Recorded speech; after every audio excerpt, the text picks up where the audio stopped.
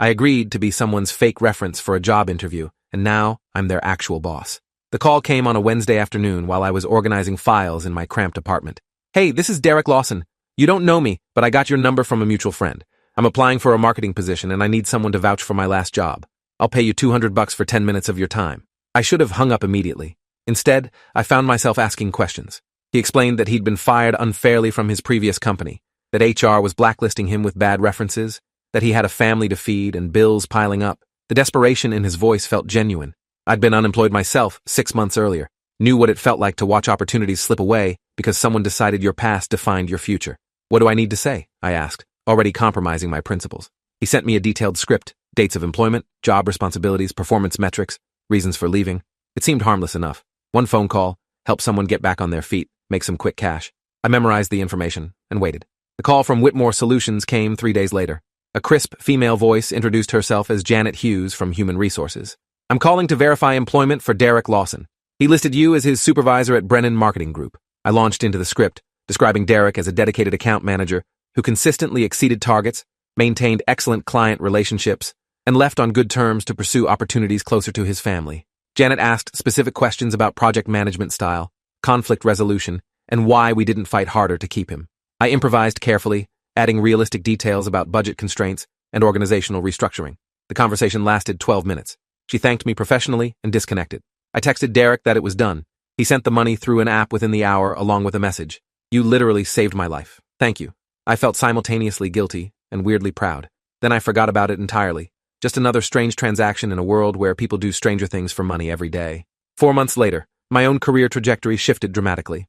I'd been working as a senior marketing strategist at Bridgepoint Analytics, steadily climbing, but never quite breaking through to leadership. Then, our director of marketing operations, Gregory Mitchell, accepted a position at a competitor. The company launched an immediate search for his replacement. I applied internally, knowing my chances were slim. I'd only been with Bridgepoint for 18 months, and the role typically went to someone with 5 years minimum. But I'd spearheaded 3 major campaigns that quarter, bringing in revenue that exceeded projections by 40%. My interview with the executive team went exceptionally well. They asked about my vision for the department, how I'd handle expansion, what strategies I'd implement to improve cross-functional collaboration. I spoke confidently about integrated approaches, data-driven decision-making, and building team culture. 2 weeks later, they offered me the position. Director of Marketing Operations, significant salary increase, direct reports, real authority. I accepted immediately, barely believing my luck. My first day in the new role started with back-to-back meetings. HR scheduled orientation sessions covering policy updates, budget authority, hiring procedures, and performance management protocols. Then came the department introduction. I walked into the conference room at 9:30, ready to meet my team of 12 marketing professionals. They sat around the long table, some looking curious, others skeptical, a few openly hostile about being passed over for promotion. I scanned their faces while introducing myself, talking about my background and priorities. Then my eyes landed on someone in the back corner, and my throat went completely dry. Derek Lawson sat there with a coffee cup frozen halfway to his lips, his expression shifting from polite attention to absolute horror. Our eyes locked for 3 seconds that felt like 3 hours. He went pale.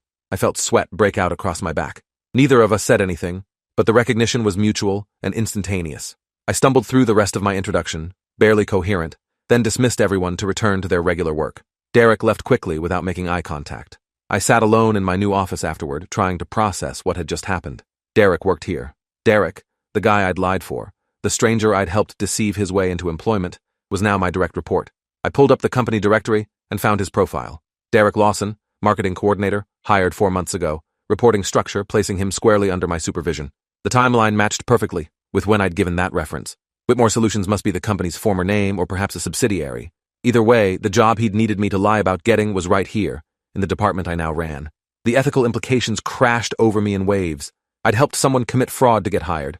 Now I was responsible for evaluating his performance, determining his compensation, potentially deciding his future with the company. If anyone discovered what I'd done, both our careers would explode. I'd lose this promotion before I'd even started. Worse, I'd face termination and possible legal action for conspiring in employment fraud. Derek appeared at my door 20 minutes later. He knocked softly, his face still pale, hands shaking slightly. "Can we talk?" I nodded and closed the door. We stared at each other for a long moment before he spoke.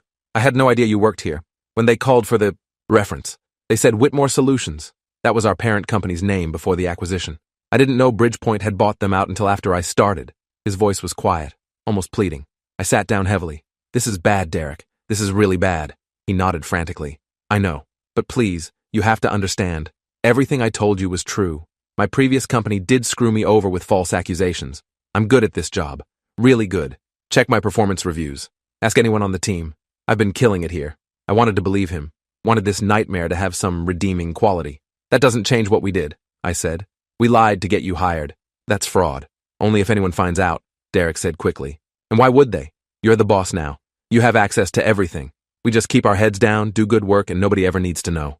I stared at him, recognizing the trap closing around us both. He was right in the most dangerous way possible. As director, I controlled access to personnel files, performance documentation, reference verification records. I could potentially bury this if I wanted to, but doing so would make me complicit in an ongoing deception, would compromise every decision I made regarding Derek's employment. I need time to think, I told him. He nodded, desperate gratitude in his eyes.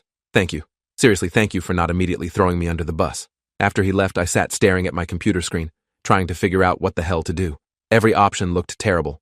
Coming clean meant destroying both our careers. Staying silent meant living with constant fear of discovery. There was no good choice, only degrees of catastrophe. I spent that first week observing Derek carefully while maintaining professional distance. What I saw surprised me. He wasn't lying about his competence. Derek handled his responsibilities with impressive skill, managing social media campaigns, coordinating with design teams, analyzing engagement metrics, and presenting findings with clarity and insight. Other team members respected him. He met deadlines consistently, volunteered for additional projects, and showed genuine enthusiasm for the work. In our team meetings, he contributed valuable ideas without grandstanding. His quarterly review, completed by the previous director 2 weeks before I arrived, rated him as exceeding expectations in every category. If I'd known nothing about how he got hired, I would have considered him one of my strongest team members. But I did know, and that knowledge poisoned everything. Every time I praised his work, I felt like a fraud. Every time I made decisions affecting the team, I wondered if I was unconsciously giving Derek preferential treatment to keep him quiet, or being too harsh to overcompensate. The situation got more complicated in week 2 when Janet Hughes from HR scheduled a meeting with me to discuss departmental hiring needs. We had 2 open positions from recent departures, and she wanted my input on candidate requirements and interview processes. I'll be handling the initial screenings and reference checks, she explained, pulling up forms on her laptop. Then you'll conduct the second-round interviews before we bring finalists to the executive team. She walked me through the verification process, and my stomach dropped as she described the exact protocols they followed. We've tightened our reference checking significantly over the past year, Janet said. We had some incidents where candidates provided fraudulent references. One guy even had his friend pose as a former supervisor. We caught it when we cross-referenced the phone number and found it belonged to a personal cell, not a company line. He was terminated during his probation period, and we reported him for employment fraud. She smiled, clearly proud of their enhanced vigilance. I managed to keep my expression neutral while panic flooded through me. How often does that happen? People using fake references? Janet shrugged. More than you'd think. Desperate people do desperate things. That's why we've implemented additional verification steps. We now call company main lines and ask to be transferred to the reference's direct extension. We verify employment dates with payroll departments. We check LinkedIn profiles to confirm job titles and timelines. It's more time-consuming, but it prevents fraud. She paused, looking at me curiously. You okay? You look a little pale. I forced a smile. Just tired. Long week adjusting to the new role. After she left, I immediately pulled Derek's hiring file from the secure HR database I now had access to. My hands trembled as I opened the documents. There it was, the reference check form from 4 months ago. Janet had called the number Derek provided, which went straight to my personal cell. She'd asked about Brennan Marketing Group, which I now realized was a completely fabricated company name. I searched for Brennan Marketing Group online. Nothing came up except some random small businesses with similar names in other states. Derek had invented the entire thing, and I'd corroborated his fiction without even knowing it. I checked the rest of his application materials. His resume listed 3 previous positions before Brennan Marketing, all with verifiable companies. Janet had confirmed those through standard channels, finding legitimate employment. Only the most recent position, the one he'd needed me to lie about, was fake. He'd created an elaborate cover story for a gap in his employment, or perhaps for getting fired from a job he couldn't use as a reference. Either way, the fraud was sophisticated and deliberate. I felt sick. This wasn't just some desperate guy who bent the truth. Derek had constructed an elaborate deception, complete with a fake company and a hired actor playing his supervisor. I'd been manipulated into participating in, something far worse than I'd realized. I called Derek into my office an hour later and closed the door. Brennan Marketing Group doesn't exist, I said, without preamble. His face went carefully blank. What are you talking about? I turned my monitor so he could see my search results. I looked it up. There's no such company. You made it up, didn't you? The whole story about being fired unfairly, about HR blacklisting you, all of it was bullshit. Derek was quiet for a long moment, then sighed. Okay, yes. Brennan marketing isn't real, but the rest was true. I did get fired unfairly from my actual previous job. I couldn't use them as a reference because my boss there was vindictive as hell. I needed something to fill that employment gap, so I created a cover story. I felt anger building. You lied to me. You manipulated me into committing fraud without even telling me the full truth. Derek's expression hardened. And you agreed to do it for $200 without asking too many questions. Don't pretend you're some innocent victim here. He was right, and that made me angrier. What was your plan, Derek? Just keep lying forever? Hope nobody ever looked too closely? He leaned back, something shifting in his demeanor. My plan was to do excellent work and prove I deserved to be here, regardless of how I got hired. And I have. Check my numbers. Look at the campaigns I've managed. I've contributed more to this department in 4 months than some people do in years. His confidence was unsettling.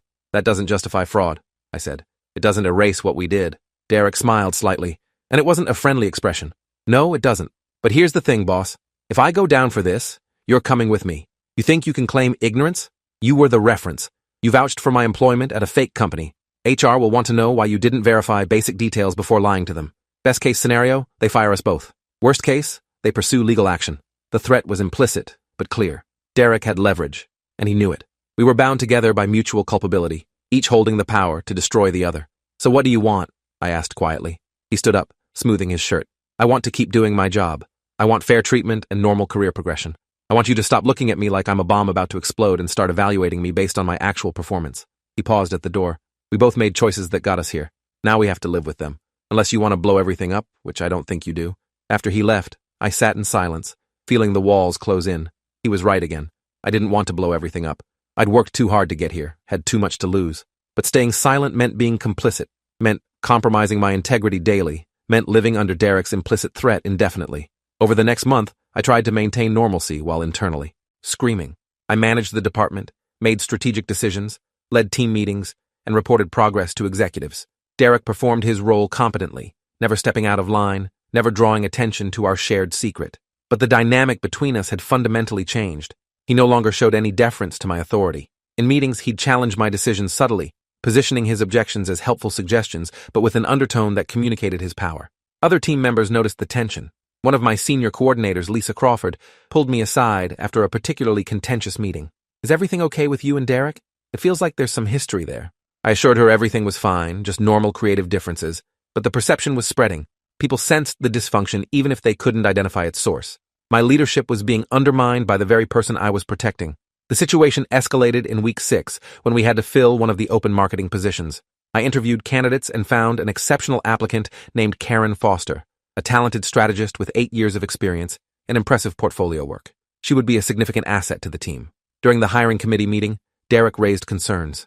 I'm not sure she's the right cultural fit, he said, providing vague feedback about her interview responses. When I pressed for specifics, he deflected, focusing on minor issues that didn't warrant rejection. But he persisted, and his objections influenced other committee members. We ended up passing on Karen and continuing the search. Afterward, I confronted Derek privately. Why did you sabotage that hire? Karen was perfect for the role. He shrugged. I just didn't think she was right for the team. I felt my patience snap. This has to stop. You can't undermine my decisions every time you feel like flexing your leverage. Derek's expression went cold. I can do whatever I want, actually, because you need me more than I need you. If this comes out, you lose everything. The promotion, the salary, your reputation, probably your entire career in marketing. I lose a job I've had for 4 months. I'll bounce back. You won't. The calculation in his voice was chilling. This wasn't about mutual protection anymore. Derek was actively using our shared secret as a weapon, manipulating situations to assert control. You're blackmailing me, I said, the words feeling surreal. He smiled. That's a strong word. I prefer to think of it as maintaining balance. You have authority over me on paper, but I have information that gives me real power. We're actually equals, even if the org chart says otherwise. I realized then that I'd completely misread the situation from the beginning. Derek wasn't a desperate man I'd helped. He was a calculating manipulator who'd identified my weakness and exploited it perfectly. That night I couldn't sleep, replaying every interaction since I'd taken this position. Derek's performance, his initial horror at seeing me, his emotional plea, his gradual shift to confidence and then veiled threats, it all formed a pattern.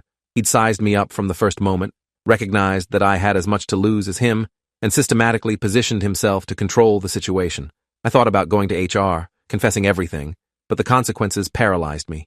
I'd lose the promotion I'd earned, face potential legal action, destroy my professional reputation in an industry where everyone knows everyone. My career would be over before it really began. but staying silent meant letting Derek manipulate me indefinitely, compromising my ability to lead effectively, living in constant fear of exposure. I lay awake until dawn, trying to find a solution that didn't end in disaster. By morning, I still hadn't found one. The harassment started subtly in week 8. Derek began arriving late to meetings, offering weak excuses that I couldn't challenge without seeming petty. He missed deadlines by a day or two, always with plausible justifications about unexpected complications or dependency issues with other team members. When I tried to address the pattern, he'd apologize with obvious insincerity and promise to do better. Then he started questioning my decisions in team meetings more aggressively, framing his objections as concern for the department but clearly designed to make me look indecisive or poorly informed. Other team members grew uncomfortable with the dynamic. Lisa approached me again.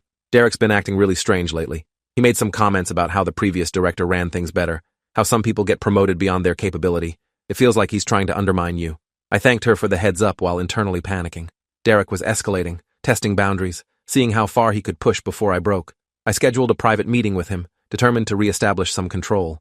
Your behavior is becoming a problem, I said, keeping my voice steady. The tardiness, the missed deadlines, the challenging of decisions in public forums. It needs to stop. Derek leaned back in his chair, utterly relaxed. Or what? You'll write me up? Start a performance improvement plan? Go ahead. That creates documentation, paper trails, official records that HR might review closely if anyone ever questions my hiring. He paused, letting that sink in. Here's what's actually going to happen. You're going to continue being my boss, in name only. I'll do enough work to avoid official performance issues, but I'll also do whatever the hell I want. And you'll accept it, because the alternative is mutual destruction. Except I recover eventually, and you don't. I felt something inside me harden. You really think you have all the power here? He smiled. I know I do. You proved it by not going to HR immediately when you discovered who I was. That was a mistake, I said quietly. Derek laughed. Maybe, but you can't undo it now. Every day you stay silent makes you more complicit. Every decision you make regarding my employment while hiding our history deepens your involvement in the fraud. You had a chance to come clean on day one. That window closed months ago. Now you're just as guilty as I am, maybe more so, because you're the one with authority abusing your position to cover it up. His analysis was devastatingly accurate, and we both knew it. I'd trapped myself through hesitation and fear, and now Derek owned me. He stood to leave, then paused. Oh, and about that promotion you're probably thinking I want? I don't. I like my current role. Good work-life balance, decent pay, not too much responsibility. What I want is for you to leave me alone and let me coast. Think you can manage that, boss? After he left, I put my head in my hands, feeling completely defeated. Over the next 2 weeks, Derek's performance deteriorated further while remaining just barely acceptable enough to avoid formal intervention. He completed projects at the last possible moment, produced work that met minimum standards without excellence, and continued undermining my authority in subtle ways. The team's morale suffered. People sensed the dysfunction and started disengaging. My own performance reviews from executives reflected concern about departmental cohesion and leadership effectiveness. I was failing at the job I'd worked so hard to earn, paralyzed by the trap I'd built for myself. Then something unexpected happened. Another team member, Christopher Wells, came to my office looking uncomfortable. I need to tell you something about Derek, he said, closing the door. He approached me yesterday and asked if I'd be willing to provide a reference for him if he applied to other positions. He said he wanted to leave but was worried about getting a bad reference from here. My pulse quickened. What did you tell him? Christopher shifted uncomfortably. I said I'd think about it. But then he said something weird. He told me references don't really matter because companies don't check thoroughly. And even if they do, people can just have friends pretend to be supervisors. He laughed about it like it was no big deal. My blood went cold. He specifically said that? About having friends pretend? Christopher nodded. Yeah, he said he'd done it before and it worked perfectly. I thought it was a joke at first, but he was serious. It creeped me out, honestly. That's why I'm telling you. I thanked Christopher and asked him to keep the conversation confidential while I looked into it. After he left, I sat very still, processing this new information. Derek was not only holding our shared secret over me, he was apparently bragging about the fraud to other employees. The arrogance was staggering, but it also represented an opportunity, the first leverage I'd had since this nightmare began. I spent the next 3 days quietly, investigating without raising alarms. I reviewed Derek's work communications, looking for any documentation of his behavior or admissions of wrongdoing. I spoke casually with other team members, asking general questions about Derek's performance and conduct without revealing my purpose. What emerged was a picture of someone increasingly reckless and confident. Derek had made similar comments to at least 2 other colleagues about the meaninglessness of reference checks and the ease of gaming hiring systems. He hadn't explicitly admitted to fraud, but the pattern was unmistakable. He was getting sloppy, drunk on the power he held over me, convinced he was untouchable. I realized that Derek's greatest strength was also his fatal weakness. His leverage depended entirely on mutual assured destruction. But if he was already exposing himself through careless comments to colleagues, The destruction might not be mutual much longer. I started formulating a plan. I requested a meeting with Janet Hughes, framing it as a general discussion about hiring practices and reference verification procedures. I've been thinking about our processes, I told her. With the new positions we're filling, I want to make sure we're as thorough as possible in vetting candidates. Can you walk me through exactly how we verify references? Janet pulled up her protocols, explaining each step. I listened carefully, asking detailed questions about documentation, about what happens when discrepancies are discovered, about whether the company ever revisits reference checks for existing employees if new information surfaces. That's interesting, Janet said. We don't typically revisit old verification unless there's a specific reason to question the original check. Why do you ask? I chose my words carefully. I've heard some concerning comments from a team member about how easy it is to fake references. It made me wonder if our current employees might have slipped through cracks in our previous, less rigorous system. Janet's expression sharpened with interest. Which team member made these comments? I hesitated, then committed to the path I'd chosen. Derek Lawson. He's made multiple statements to colleagues suggesting that reference checks are meaningless and that people can easily have friends pose as former supervisors. He claims to have done it himself. Janet's face went serious. That's a significant allegation. Do you have documentation of these statements? I provided her with the names of the team members who'd heard Derek's comments, including Christopher. I haven't documented it formally yet because I wanted to consult with HR first, but multiple people have heard him say these things. Janet made notes, her professionalism not quite hiding her concern. I'll need to follow up on this. If there's any indication that Derek falsified information during his hiring process, we'll need to conduct a full investigation. I nodded, feeling the weight of what I was setting in motion. I understand. I just felt obligated to report it. The investigation moved faster than I expected. Janet interviewed Christopher and the other colleagues within 2 days. All of them confirmed Derek's comments about gaming reference checks. Janet then pulled Derek's complete hiring file and began reviewing every detail with fresh scrutiny. She called me 3 days later, her voice tight with controlled anger. We have a serious problem. I've been reviewing Derek Lawson's reference verification and something doesn't add up. The reference contact he provided for Brennan Marketing Group goes to a personal cell phone, not a business line. I called it this morning and it's disconnected now, but I traced the number through our records. I also searched for Brennan Marketing Group and found no legitimate business by that name registered in any state where Derek claimed to have worked. She paused. I need to ask you something directly. Did you know anything about this before the investigation started? I'd prepared for this question, had rehearsed my answer. No, I only became concerned when Derek started making those comments to team members. That's why I brought it to your attention. Janet was quiet for a moment. The thing is, the original reference check was conducted by me, and I distinctly remember speaking with someone who seemed very credible. But if the company doesn't exist and the phone number was personal, then whoever I spoke with was part of an elaborate fraud scheme. She sighed heavily.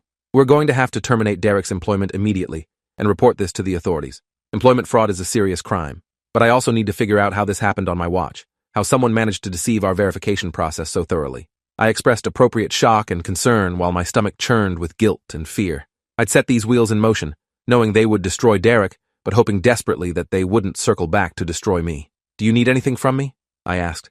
Janet said she'd keep me informed as the investigation progressed and asked me to maintain confidentiality about the situation.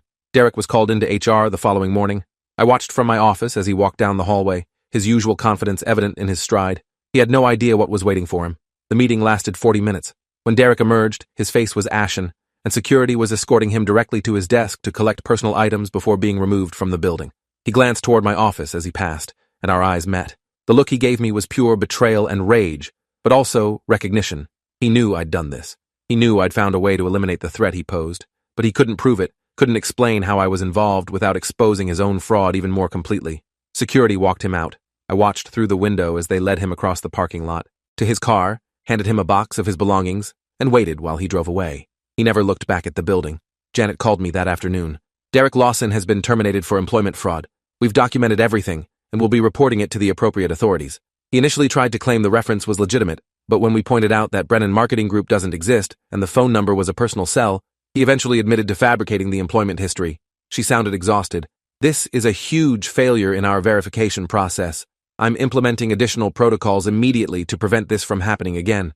Multi-step verification, direct calls to company main lines, cross-referencing with state business registries. I expressed support for the enhanced procedures while privately calculating my exposure. Did Derek say anything about who helped him? The person who posed as his supervisor? Janet sighed. He claims he paid some guy he met online, someone he never met in person and whose real name he doesn't know. Paid through a Cash App that's since been deleted. It's possible, but it also sounds like bullshit to cover for an accomplice. Are you going to investigate that further? I asked, trying to keep my voice casual. We're turning everything over to the police, Janet said. They'll decide whether to pursue fraud charges. Honestly, I don't know how far they'll dig. These cases are often hard to prosecute unless there's significant financial damage to the company, but Derek's career in marketing is over. No reputable company will touch him after this becomes public. After we hung up, I sat in my office feeling a complex mixture of relief, guilt, and lingering fear. I'd eliminated Derek, had removed the immediate threat to my position and career. But I'd done so by betraying someone I'd initially tried to help, by weaponizing information I was equally guilty of participating in. The fact that Derek had turned manipulative and threatening didn't entirely erase my own culpability. I'd lied to get him hired, had committed fraud for money, and then covered it up for months. That I'd eventually exposed him didn't make me innocent. It made me a survivor, which is different. The department stabilized over the following weeks. I filled Derek's position with a qualified candidate who passed rigorous reference verification. Team morale improved noticeably without the tension Derek had created. My own performance reviews became more positive as I focused on leadership without the constant distraction of managing a blackmail situation. Executives praised my handling of the fraud discovery, commending me for alerting HR to suspicious comments and maintaining professionalism throughout the investigation. I accepted their praise while internally cringing. 3 months after Derek's termination, I received a call from a detective. I'm investigating the employment fraud case involving Derek Lawson. I have some follow-up questions about the reference verification process. My heart rate spiked, but I kept my voice steady. Of course, happy to help however I can. The detective asked about departmental procedures, about when I first became aware of concerns about Derek's hiring, about whether I'd had any previous contact with Derek before he joined the company. No previous contact, I said, the lie coming smoothly after months of practice. I didn't know him before I took over as director. The first I heard about any issues was when team members reported his concerning comments about faking references. The detective asked a few more routine questions, thanked me for my time, and ended the call. I sat shaking afterward, realizing how close I'd come to exposure. If the detective had dug deeper, had traced the phone records more thoroughly, had questioned why I seemed so knowledgeable about reference verification procedures during my conversation with Janet, any number of threads could have unraveled everything. But apparently, the investigation was concluding without pursuing the accomplice angle aggressively. Derek had maintained his story about an anonymous online contact, and without evidence to contradict that, the police were likely to close the case with Derek as the sole perpetrator. I'd gotten away with it, not through cleverness but through luck, and Derek's decision to protect his anonymous accomplice, probably hoping for leniency or simply having no other story to tell. 6 months after Derek's termination, I'd settled fully into the director role. The department was thriving, I'd implemented new strategies that drove impressive results, and my reputation within the company was strong. I'd successfully buried the evidence of my involvement in Derek's fraud, had eliminated the threat he posed, and had emerged with my career intact and advancing. But late at night, I sometimes thought about that first phone call, about the choice I made for $200. I thought about how easily I'd compromised my principles, how quickly I'd justified lying to help a stranger, how naturally the deception had flowed once I'd committed to it. I thought about Derek too, wherever he was now, probably struggling to rebuild a career destroyed by his own schemes and my calculated betrayal. I'd convinced myself that exposing him was necessary self-preservation, that he'd become a threat I had to eliminate, and that was true. But it was also true that I'd helped create the situation, had participated willingly in fraud, and had only sought justice when it became convenient for me. One evening, 7 months after the whole situation had ended, I got a LinkedIn message from an account with no profile picture and a generic name. "You think you won, but you just proved you're exactly what I always suspected. A coward who sells his integrity cheap and then destroys people to cover his tracks. I lost a job. You lost something much more important. Sleep well." The account was deleted before I could respond. It might have been Derek, might have been someone else entirely, might have been my own guilt manifesting as phantom accusations, but the message crystallized something I'd been avoiding acknowledging. I had lost something important through this entire ordeal, not just innocence or moral high ground. Those were gone the moment I agreed to lie for money. I'd lost the ability to trust my own judgment, to believe in my own ethics, to feel secure in the choices I made. Every success in my career now carried the shadow of how I'd protected it.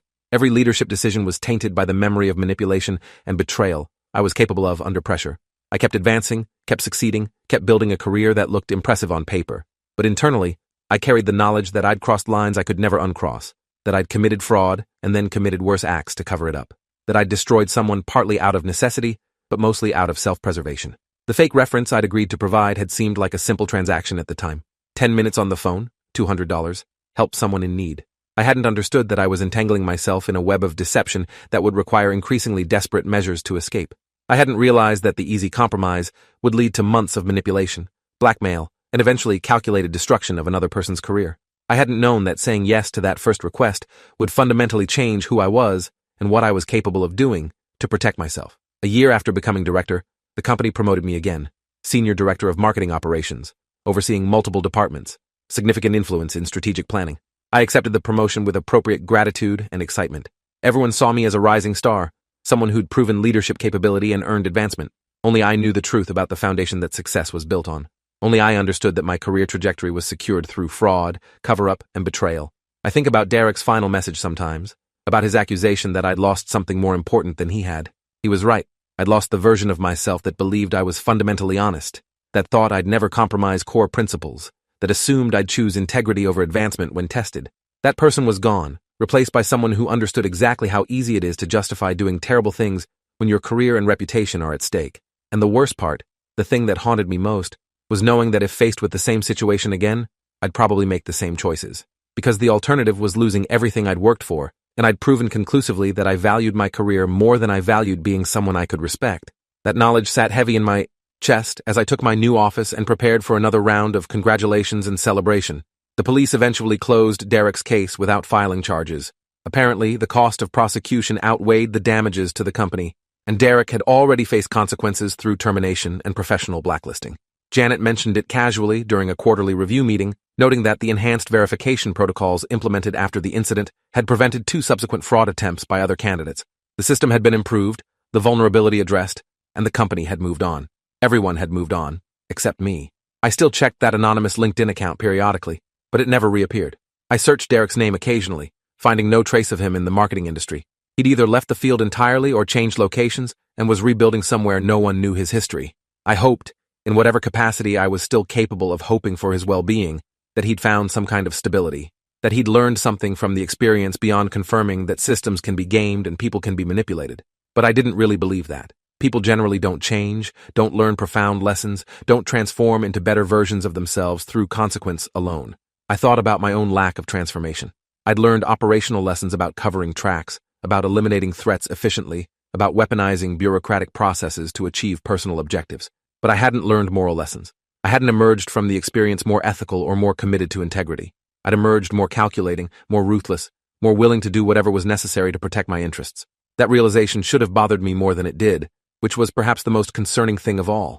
I'd become someone capable of profound compartmentalization, able to function successfully in professional and social contexts while carrying substantial guilt and shame about actions I'd never acknowledged publicly. The cognitive dissonance should have been unbearable, but instead, it became manageable, then normal, then barely noticeable. That psychological adaptation was probably the real loss Derek had referenced. Not just specific ethical violations, but the fundamental change in character that allowed me to commit those violations and then continue functioning without collapse. 2 years after the whole situation, I attended an industry conference in another city. During the networking reception, I saw Derek across the room. He looked thinner, older, wearing a badge identifying him as a freelance consultant rather than affiliated with any specific company. Our eyes met across the crowded space. For a long moment, we just stared at each other. Then he walked away, disappearing into the crowd before I could decide whether I wanted to approach him or avoid him. I spent the rest of the reception distracted, wondering if I should try to find him, if there was anything to say that would matter. But ultimately, I did nothing.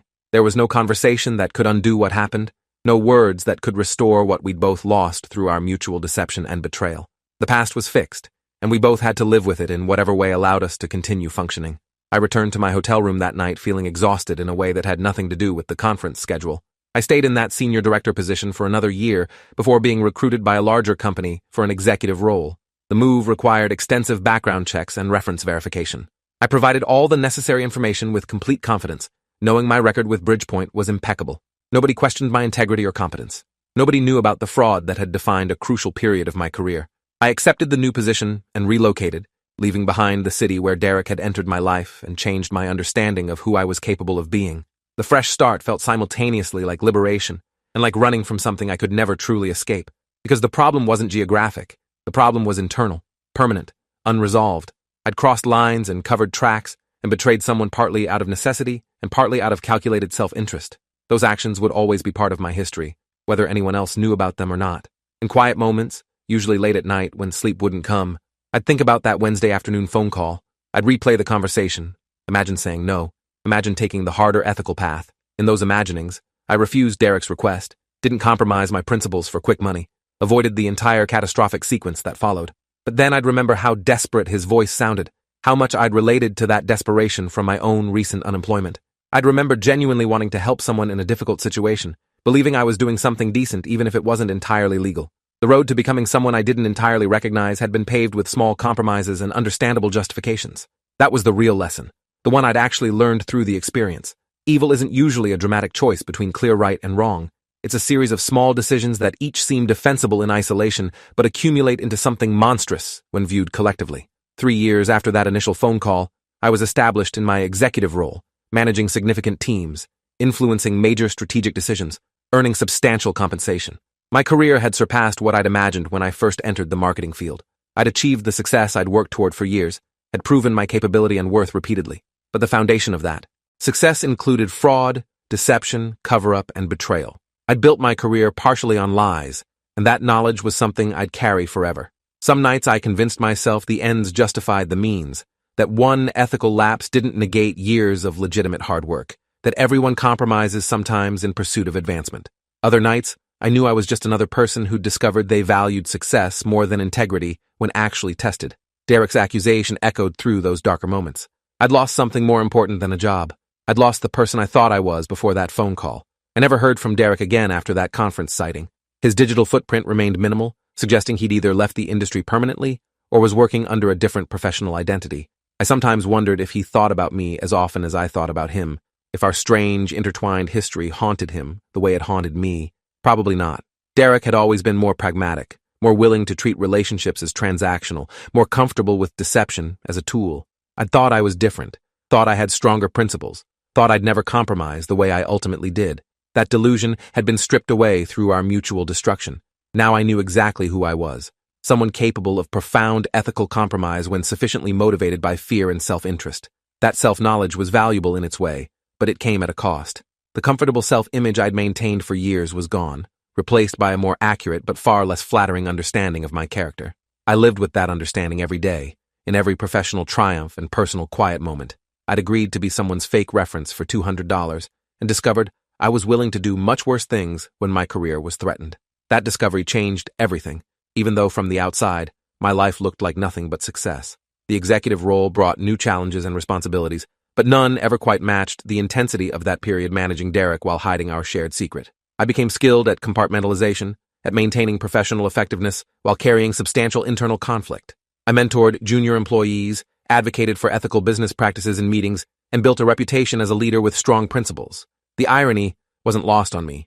Though I never acknowledged it publicly, I'd become an expert at projecting integrity while knowing my own compromises intimately. That duality defined my career in ways no one around me understood. Success and fraud intertwined so completely that I couldn't separate them anymore, couldn't identify where legitimate achievement ended and ill-gotten advancement began. Maybe that was the real punishment for what I'd done, not exposure or consequences, but the knowledge that every achievement was, tainted by the lies I'd told and the betrayal I'd committed to protect them. I carried that burden silently, successfully, for years, building a career that looked impressive from every angle except the internal one only I could see. If you enjoyed this, you'll definitely want to see the next ones too. So subscribe now and let me know your take in the comments.